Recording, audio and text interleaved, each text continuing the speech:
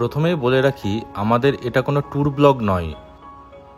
আমরা গাড়ি নিয়ে বহরমপুর থেকে যাচ্ছি কলকাতার নেতাজি সুভাষচন্দ্র বোস আন্তর্জাতিক বিমানবন্দরে। আমরা সকাল 6:30টায় বহরমপুর থেকে রওনা দিয়ে প্রায় 11টার মধ্যেই আমরা এয়ারপোর্টে পৌঁছে যাই। বর্তমানে বহরমপুর থেকে কলকাতা যাওয়ার জন্য সবথেকে ভালো রাস্তা NH-12, পুরনো NH-34 বা নতুন NH-12 ধরে সোজা চলে যান বড়জাগলি। সেখান থেকে ডান দিকে টার্ন নিয়ে কাঁচরাপাড়া হরিণঘাটা রোড ধরে সামান্য কিছুটা গিয়েই আপনি পেয়ে যাবেন কল্যাণী এক্সপ্রেসওয়ে। এই কল্যাণী এক্সপ্রেসওয়ে সরাসরি মিশে যাচ্ছে দমদম বিমানবন্দরের সাথে। আমাদের হঠাৎ করেই একটু পার্সোনাল কাজে ব্যাঙ্গালোর যেতে হচ্ছে। আমাদের ফ্লাইট আছে বিকেল 4:15-তে, এয়ার ইন্ডিয়া এক্সপ্রেস।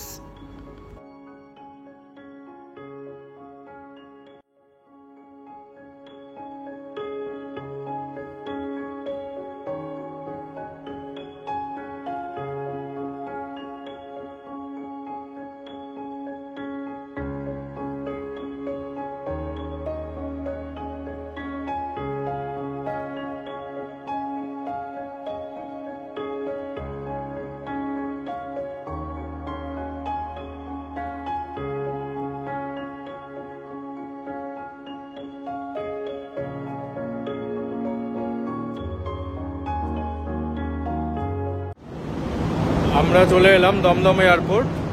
তো আর এখানে গাড়ি রাখার ভালো ব্যবস্থা আছে, সম্পূর্ণ একদম ছাদের তলায়। এখানে 4-5 দিন গাড়ি রেখে অনায়াসে ঘুরে বেড়ানো যেতে পারে, কোনো সমস্যা নেই।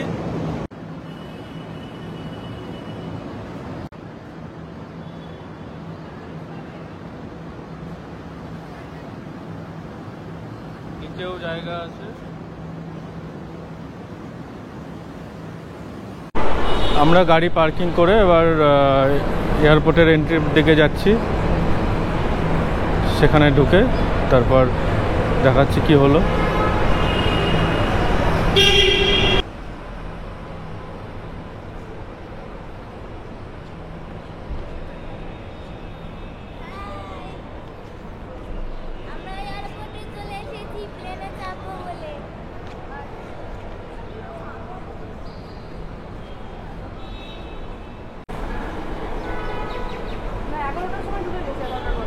এই লিফট দিয়ে আমাদের ঢুকতে হবে।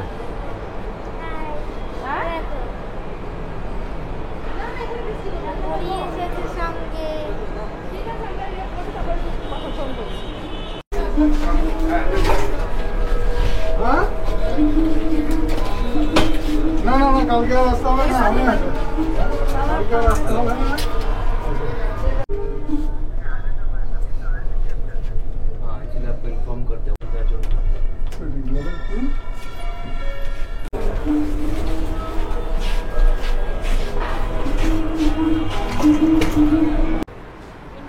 দ্রুত এয়ারপোর্টে এন্ট্রির জন্য আমরা ব্যবহার করেছিলাম ডিজি যাত্রা অ্যাপ।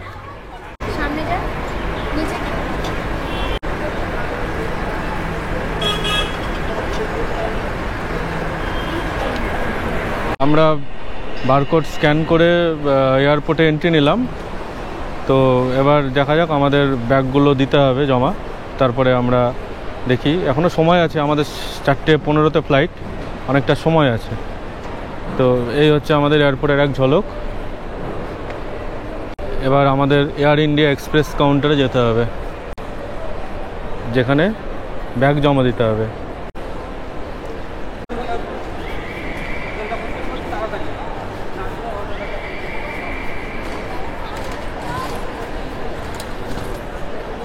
ডিজি যাত্রা চেক ইন কিয়স্ক ওখানে রাখা আছে, সেখান থেকে বোর্ডিং পাস প্রিন্ট করে নেওয়া যাবে।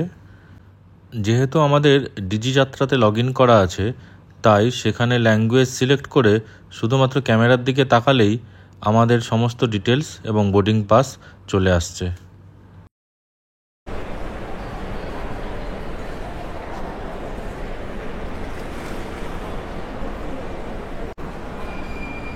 এবার তো নীলাঞ্জনা এসছে, কন্টিনিউ করো এবার। দীপাঞ্জন তো হাজবেন্ডের নাম তো আসবে না।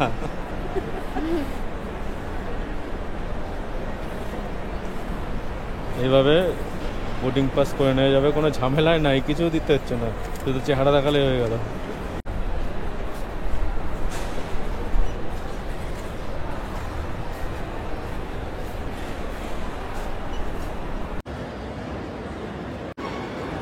$720।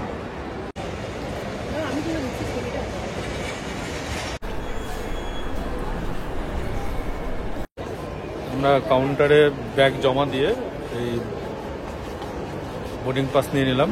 এবার এন্ট্রি করব, তারপর একটু লঞ্চে গিয়ে ওয়েট করব, তারপর আমরা যাব।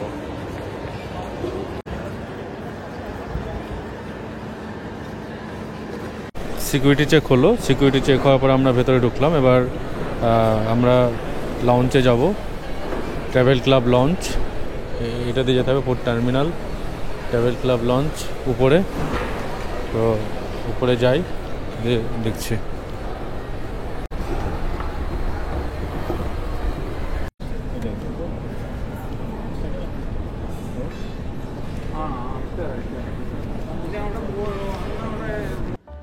আমরা চলে এলাম ট্রাভেল ক্লাব লঞ্চ। আমাদের 3 জনের জন্য 3টে ক্রেডিট কার্ড লাগলো। 3 ঘন্টার জন্য এই লঞ্চ অ্যাক্সেস করা যাবে।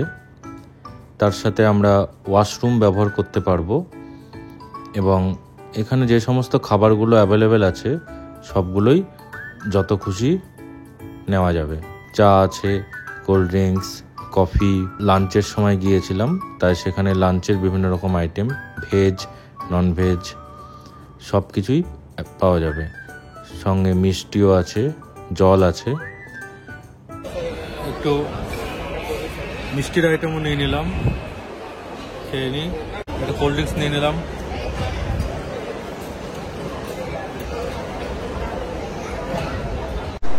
আচ্ছা, যে এক্সিকিউটিভ লাঞ্চে আমরা ঢুকেছি 2 টাকার বিনিময়ে, তো সেখানে আমাদের 3টে ক্রেডিট কার্ড লেগেছে।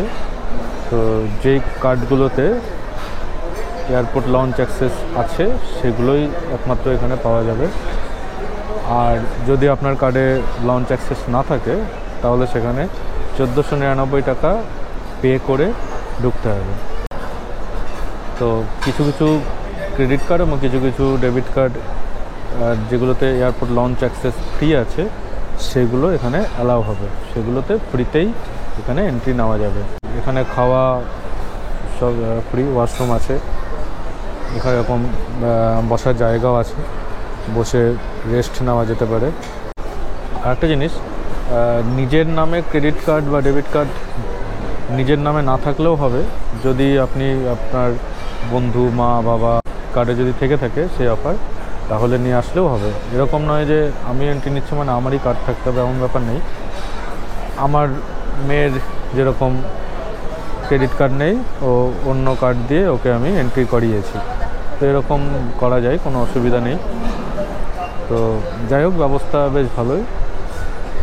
কিছুক্ষণ ওয়েট করে আমরাও বেরোবো। আমাদের 4:15 ফ্লাইট, যাচ্ছি আমরা ব্যাঙ্গালোর। আমাদের 104 নম্বর, তো সম্ভবত 104 নম্বর নিচে যেতে হবে। আমরা এক্সিকিউটিভ লঞ্চ থেকে বেরিয়ে এসেছি।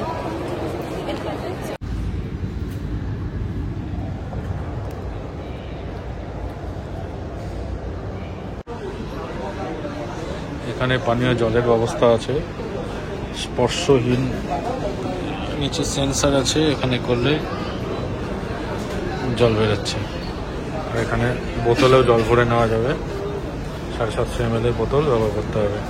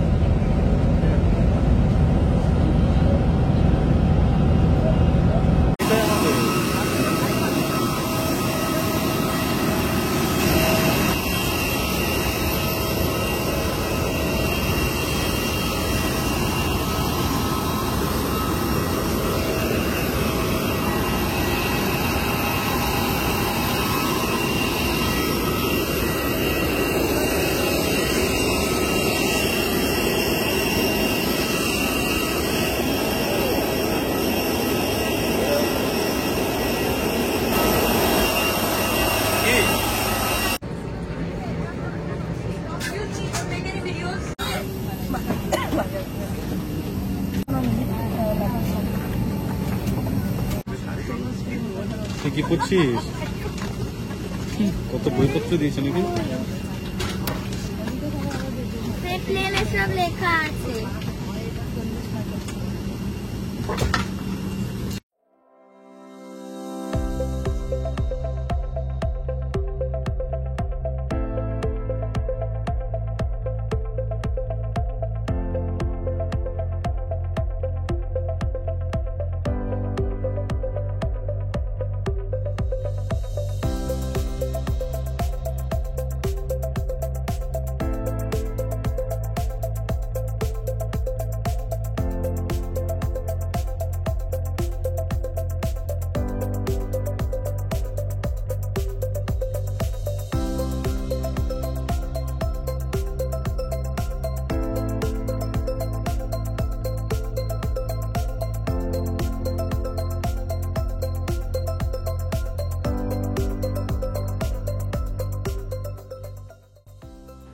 ফ্লাইটের টিকিট কাটার সময় আমরা অর্ডার করে দিয়েছিলাম ভেজ স্যান্ডউইচ, যার দাম নিয়েছিল প্রত্যেকটা 400 টাকা করে।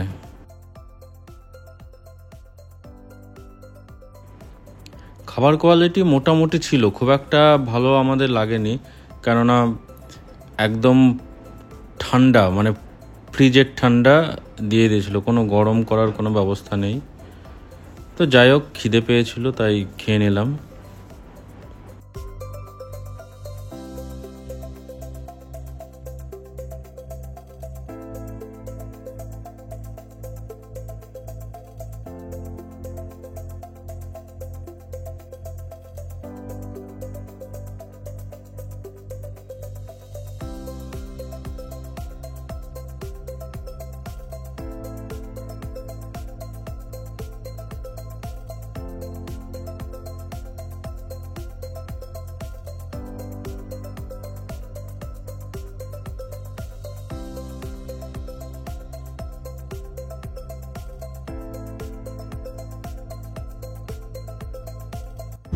नमस्कार, बेंगलुरु के केम्पेगौड़ा अंतर्राष्ट्रीय हवाई अड्डे टर्मिनल 2 पर आप सभी का स्वागत है। हमें यह सूचित करते हुए अत्यंत प्रसन्नता हो रही है कि हम अपने निर्धारित समय से 5 मिनट पहले उतरे हैं। আমরা এসে পৌঁছালাম বেঙ্গালুরু এয়ারপোর্ট।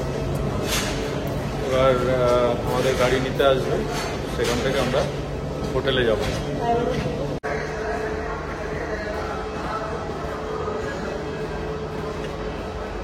টাইমার ঢুকে দিয়েছিল। এর সময় নেই, জামাটা হলে খুলতে হবে। বাচ্চাটাকে দেরি করে ঢুকিয়েছি তো কি করবো? ছা চকচকে বেঙ্গালুরু এয়ারপোর্ট, কত সুন্দর।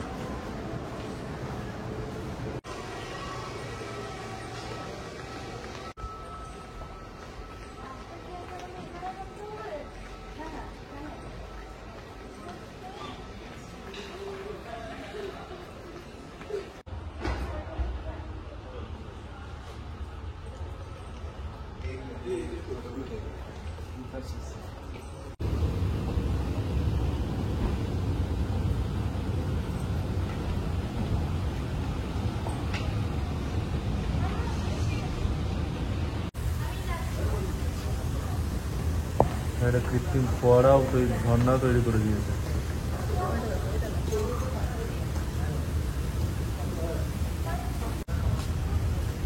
ওর উপরটা দেখো, উপরটা বেশ ইয়ে দিয়ে করা, ডেকোরেশন খুব সুন্দর। দেখো